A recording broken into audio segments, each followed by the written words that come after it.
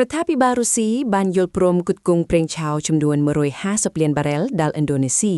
ដែលរួមមាន100លានបារ៉ែលសម្រាប់ការគុតគង់ភ្លាមៗនិង50លានបារ៉ែលទៀតសម្រាប់ត្រៀមបម្រុង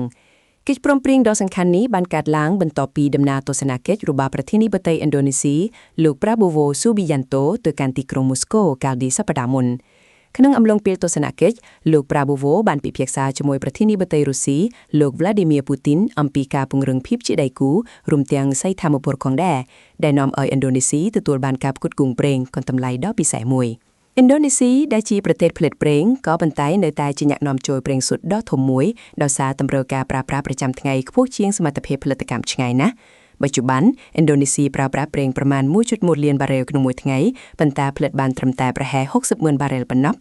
គម្លាតដ៏ធំនេះរួមជាមួយនឹងការឡើងថ្លៃប្រេងសកលនិងការរំខានដល់ការដឹកជញ្ជូនប្រេងពីតំបន់មជ្ឈិមមូពូដោយសារសង្គ្រាមនៅអ៊ីរ៉ង់បានដាក់សម្ពាធយ៉ាងខ្លាំងដល់សេដ្ឋកិច្ចរបស់ខ្លួនបង្ខំឲ្យរដ្ឋាភិបាលស្វែងរកប្រភពថាមពលដែលមានស្ថិរភាពនិងតម្លៃសមរម្យកិច្ចព្រមព្រៀងជាមួយរុស្ស៊ីនេះត្រូវបានចាត់ទុកថាជាដំណោះស្រាយដ៏មានប្រសិទ្ធភាពមួយសម្រាប់ឥណ្ឌូនេស៊ីក្នុងការដោះស្រាយបញ្ហាអសន្តិសុខសេដ្ឋកិច្ចលោក Hasim Jojo Hadikusumo បេសកនិកពិសេសផ្នែកថាមពលនិងជាបងប្រុសរបស់លោក Prabowo បានលើកឡើងថាការបដិញ្ញាចិត្តពីរដ្ឋាភិបាលរុស្ស៊ីនេះអាចជួយឥណ្ឌូនេស៊ីរក្សាទុកប្រេងបាន150លានបារ៉ែល